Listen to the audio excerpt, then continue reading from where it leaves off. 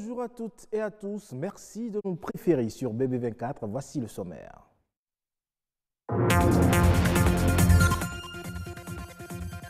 Les difficultés dans l'exercice de la maîtrise d'ouvrage communal des élus locaux et communaux en livre. C'est un ouvrage pédagogique qui détaille les différents processus de la maîtrise d'ouvrage au Bénin. C'est une opportunité à saisir. La soudure en fibre optique a pour principe de permettre la connexion de deux fibres en les fusionnant grâce à un arc électrique. De quoi s'agit-il? Réponse dans un instant. Elles sont présentes dans tous les marchés et lieux de vente de poissons frais. Ce sont les écailleuses de poissons, une activité génératrice de revenus mais très contraignante.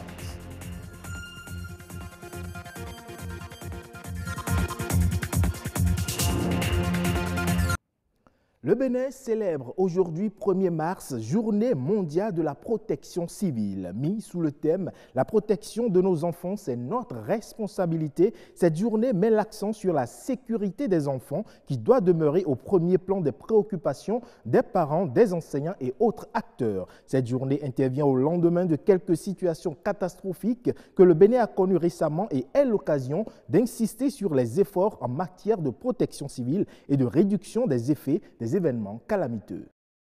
Un ouvrage appelé à faire date au regard de son contenu, un guide pratique, pédagogique et didactique au service des acteurs du développement à la base pour leur éviter les pièges et les écueils liés à la maîtrise d'ouvrage et les nouvelles règles en matière foncière. L'ouvrage est intitulé « Maîtrise d'ouvrage communal et maîtrise des opérations d'aménagement foncier ». Lazare Migan pour plus de précisions.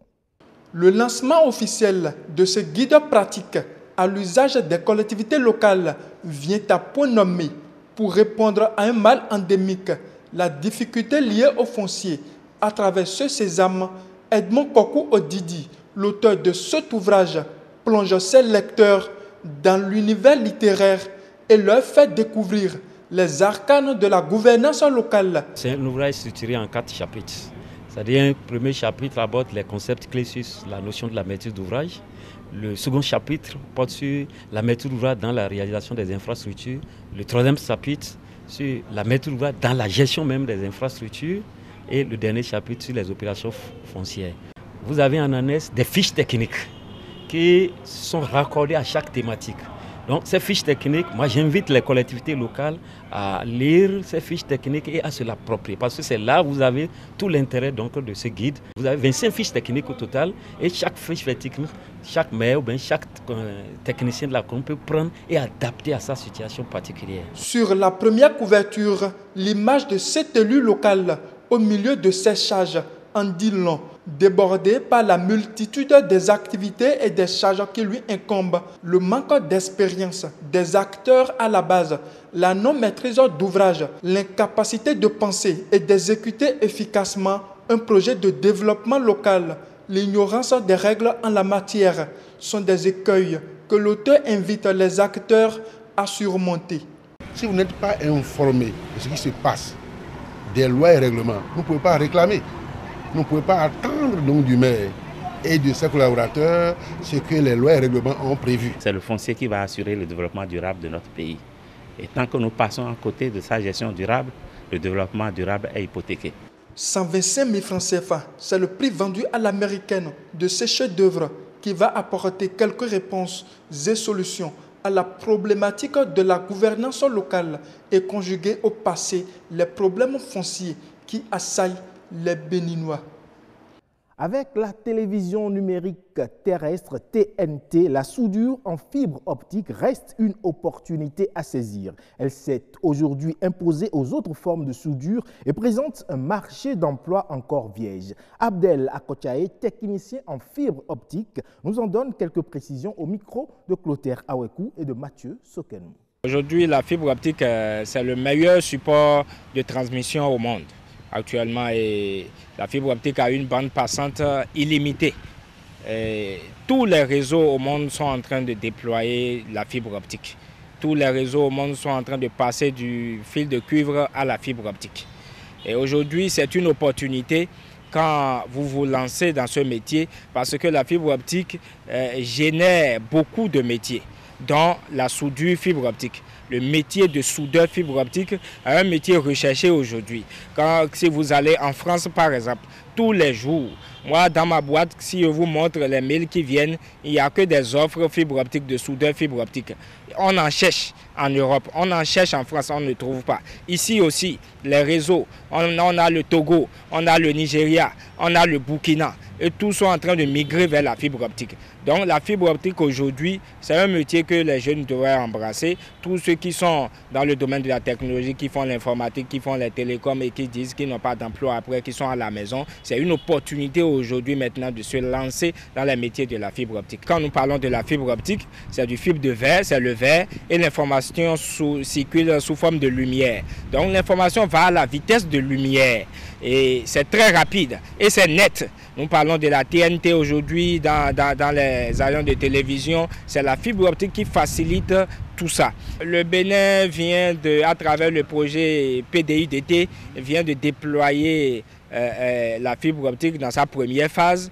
Donc nous sommes, oui, on peut affirmer que nous sommes à une étape embryonnaire, mais la phase 2 va commencer bientôt et même les FAI du Bénin, je veux parler des fournisseurs d'accès Internet, les ISOCEL et autres, ils sont aussi en train de déployer leur propre réseau fibre optique.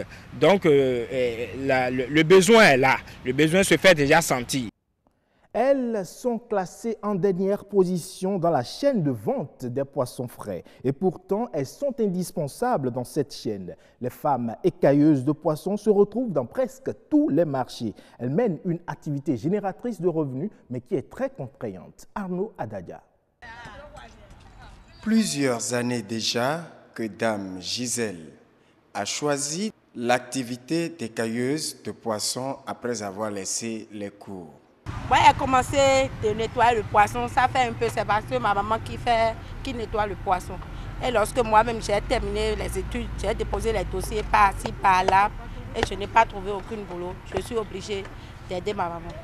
Comme elle, beaucoup de femmes pratiquent l'activité dans les marchés et au port de pêche de Cotonou. Oui, FIFA.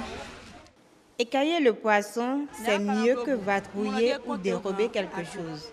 Même si les clients ne payent pas bien et que nous souffrons beaucoup.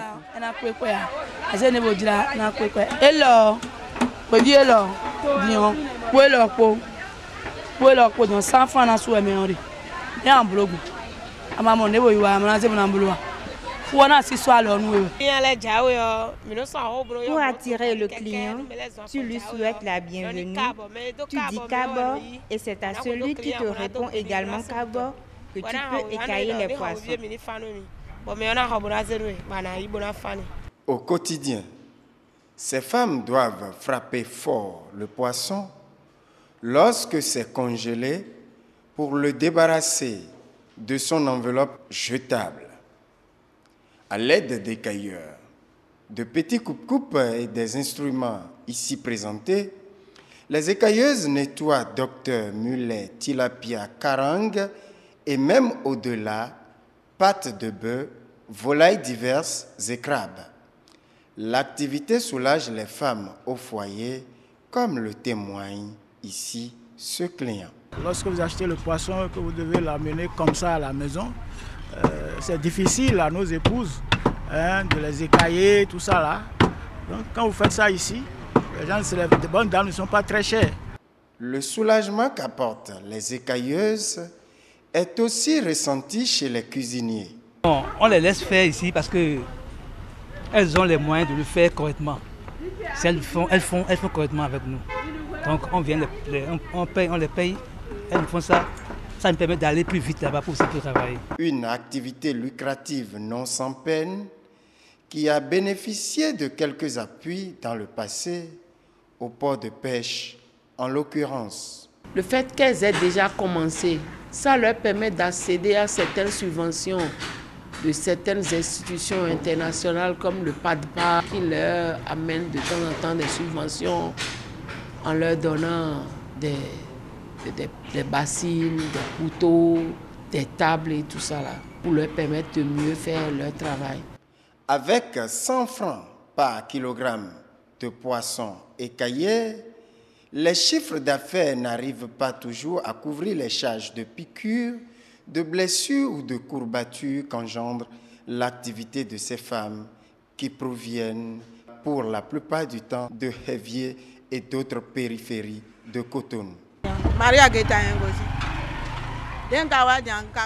Moi, j'ai quitté Maria Gleta. Depuis le matin, pas un seul client. À cette allure, nous risquons de terminer notre argent dans le Zéma. Des solutions aux problèmes de soins et d'installation à ces femmes qui n'ont que cette seule activité, de quelle direction doit-on espérer le Messie?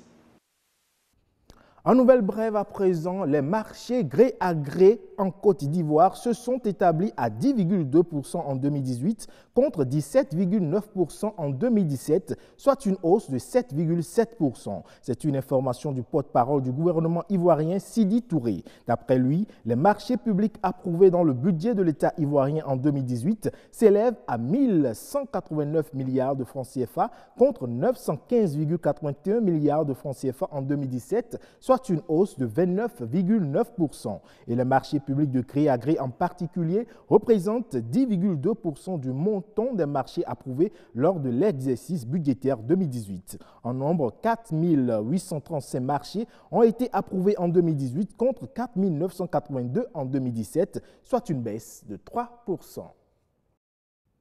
Très présent à la 26e édition du Festival panafricain du cinéma et de télévision de Ouagadougou, FESPACO, le Sénégal se positionne aujourd'hui comme un hub pour la promotion du cinéma en Afrique. À l'occasion, les cinéastes se sont réunis pour discuter des défis à relever. Reportage.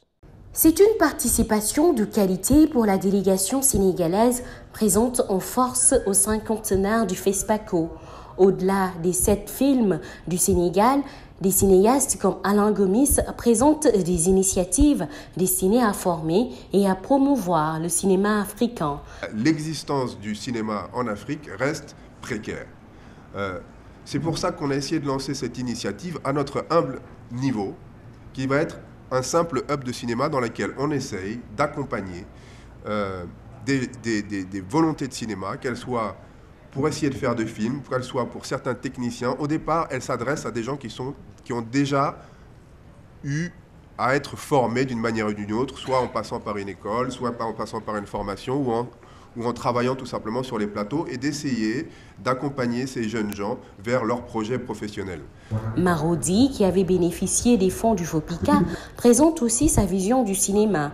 La réalisatrice Fatou Kandé Senghor travaille sur Femmes et cinéma. En plus, une caravane routière a quitté Dakar pour Ouaga. C'est dire donc que les Sénégalais se sont appropriés ce festival. Il parle de FESPACO, pense au rôle joué par les pionniers du cinéma sénégalais qui se sont investis, Sembène Ousmane, Paulin Soumanou Vieira, Ababakar Samb et encore d'autres critiques, journalistes qui étaient là, des avant-gardistes. Donc je pense que ce cinquantenaire est aussi le cinquantenaire du Sénégal. L'engouement des jeunes cinéastes et autres acteurs du cinéma est aussi perceptible à Ouaga. Ils viennent souvent en masse à l'occasion des projections des films sénégalais pour soutenir leurs collègues. C'est tout pour cette édition. Merci de nous avoir suivis. Prenez le rendez-vous du journal du soir.